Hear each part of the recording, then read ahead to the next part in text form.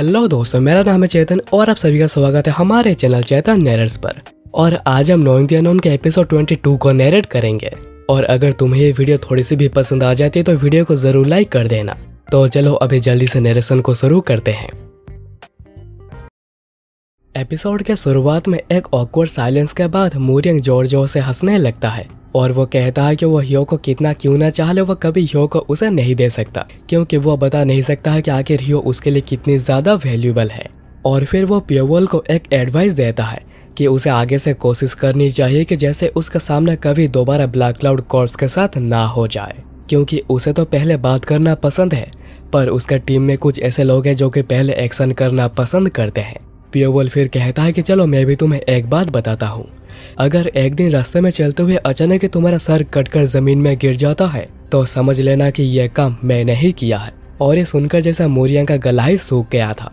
पर पियोवल तभी कहता है कि मजाक था भाई मजाक, आखिर तुम इतना सीरियस चेहरा क्यों बना रहे हो।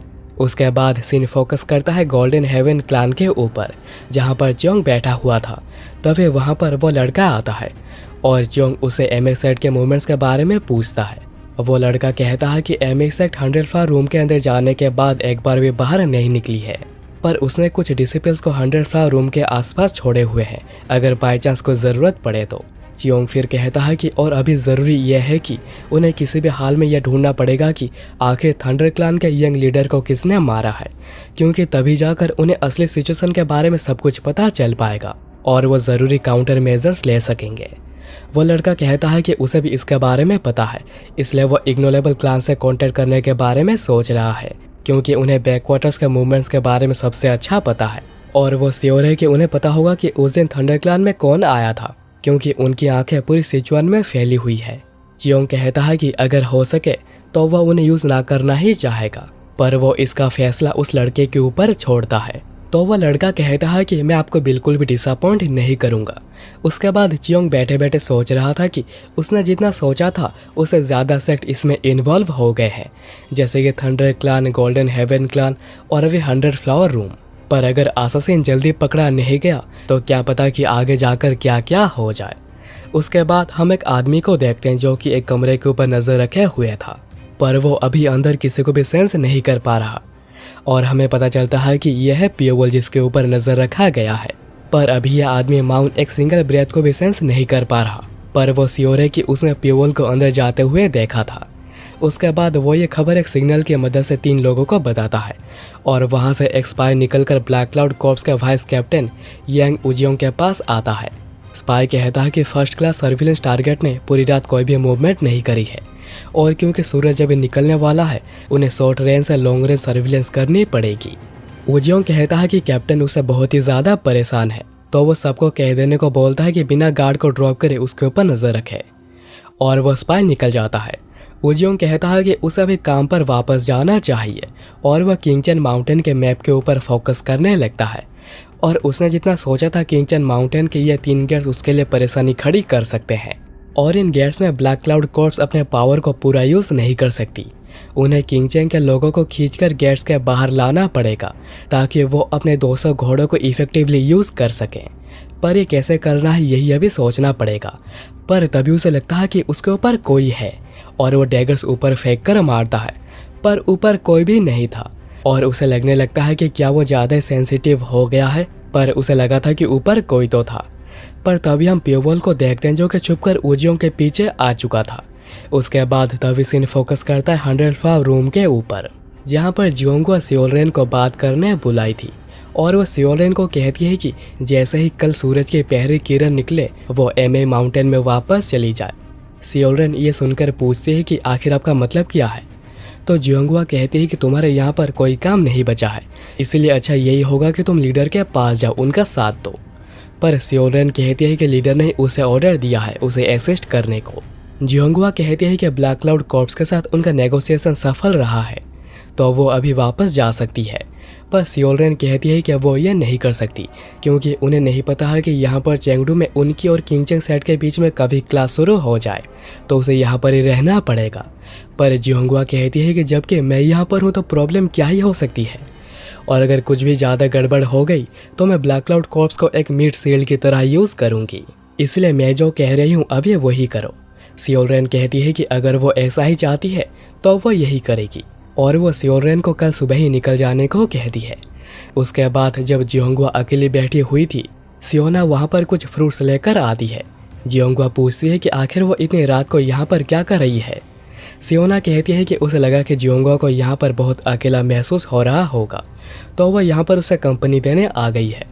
पर सियोना के चेहरे को देखकर जियोंगवा कहती है कि उसका चेहरा काफ़ी ग्लो कर रहा है, क्या वह अभी किसी को डेट कर रही है। यह सुनकर सियोना शर्माने लगती है और कहती है कि शायद कर रही है और वो काफ़ी कामकाजी है। सियोना फिर कहती है कि उन्हें तो पता ही होगा कि थंडर क्लान का यंग लीडर मारा गया है और वो जिसे डेट कर रही है हो सकता है कि उसने ही नाम होसन को मारा हो। जियोंगवा पूछती है कि क्या वो श्योर है कि उसने ही नाम होसन को मारा है, तो सियोना कहती है कि वो पूरा श्योर तो नहीं है पर उसे शक है, पर इसे प्रूफ करने का उसके पास कोई प्रूफ नहीं है। पर अगर उसे पता चलता है कि उसने ही ये किया है तो वो उसे लेकर जियोंगवा के पास आएगी, पर वो उसका नाम जानना चाहती है। पर अचानक तभी कोई जोर से चिल्लाती है, जो सुनकर दोनों भागकर वहां पर जाते हैं और वो देखते हैं कि ये थे कुछ डिसिपल्स जो के चिल्ला रहे थे, क्योंकि एक डिसिपल्स गोंग सियोन को किसी असैसिन ने मार दिया है और उन्हें शक है कि यह काम किंग चैंग सेक्ट ने ही किया है। और ये देखकर जियोंगवा भी बहुत ही ज्यादा गुस्सा हो गई थी। अगले दिन इस डेथ के बाद वूजियोंग मूरियंग को बताता है और ये डायरेक्ट डिसिपल थी जियोंगवा की, जो कि एमएक्स सेट की जरूरी मेंबर हो सकती है, पर उसे 100 फ्लोर रूम के अंदर आकर ही मार देना ये काफी ज्यादा शॉकिंग है। मूरियंग कहता है कि उसे डर लग रहा है कि कहीं उन्होंने गलत साइड को तो चूज नहीं कर लिया। वूजियोंग कहता है कि यह सब उनके लिए अच्छा ही हो रहा है, वो जितना ज्यादा टूट जाएंगे उतना ही उनके ऊपर रिलाई करने लग जाएंगे।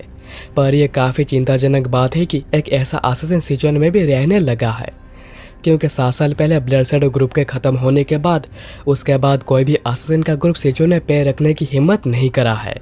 मूरियंग कह रहा होता है कि आखिर ये कौन कर सकता है, क्योंकि यह हो ही नहीं सकता है कि किंग चैंग जैसे प्रेस्टिजियस सेक्ट ऐसा कुछ करेगी। वूजियोंग कहता है कि क्या ऐसा हो सकता है कि यह कोई थर्ड पार्टी हो, और मूरियंग के दिमाग में पियोवल के बात आने लगती है, क्योंकि उसने कहा था कि अगर चलते चलते उसका सर अचानक ही कट जाए तो वो समझ जाए कि यह काम उसका ही है। मूरियंग वूजियोंग से पूछता है कि क्या माउन से उन्हें कुछ रिपोर्ट मिली है। वूजियोंग कहता है कि अगर तुम उसके बारे में बात कर रहे हो जिसके ऊपर माउन नजर रख रहा है, तो माउन ने कहा कि वो 4 दिनों से बाहर बिल्कुल भी नहीं निकला है और माउन इस मामले में बहुत ही ज्यादा स्किल्ड है। मूरियंग पूछता है कि क्या वो श्योर है कि यह काम उसने नहीं किया है। वूजियोंग कहता है कि लगता नहीं कि उसने कुछ किया है।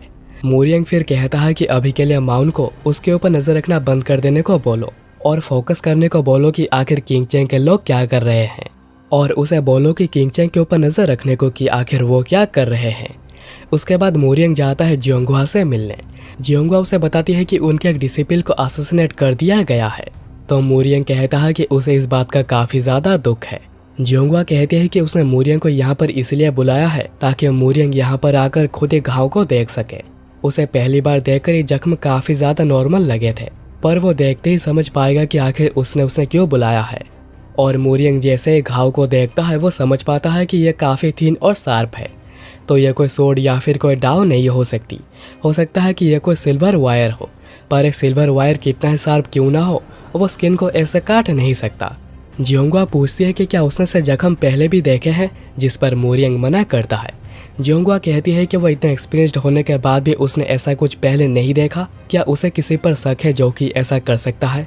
मूरियंग सोच रहा था कि नहीं, यह नहीं हो सकता, और वो कहता है कि मुझे माफ़ कर दो, पर तुम्हारा जवाब मेरे पास नहीं है। जियोंगवा पूछती है कि मूरियंग की पूरी फोर्स यहाँ पर कब तक आ सकती है। मूरियंग कहता है कि 2 दिन के अंदर, पर किंग चैंग सेक्ट अलर्ट पर आ जाएगी अगर उनकी कैवलरी यहाँ पर चेंगडू में आ जाती है। जियोंगवा कहती है कि उसे कोई फर्क नहीं पड़ता, वो बस उन्हें एक ही झटके में ख़त्म करना चाहती है। मूरियंग कहता है कि क्या वो सामने से जाकर हमला करने का सोच रही है, जिस पर जियोंगवा कहती है कि मैंने कहा ना तुम्हें जो चाहिए वो तुम्हें मिल जाएगा, तो क्यों, क्या तुम्हें डर लग रहा है। मैं मरना पसंद करूंगी रेदर देन किंग चैंग सेट के साथ एक ही आसमान के नीचे रहने से। और वह बहुत ही ज़्यादा गुस्सा हो जाती है और उसके अंदर से बहुत ही ज़्यादा एनर्जी बाहर निकल रही थी, जो देखकर मूरियंग भी एक बार को घबरा गया था।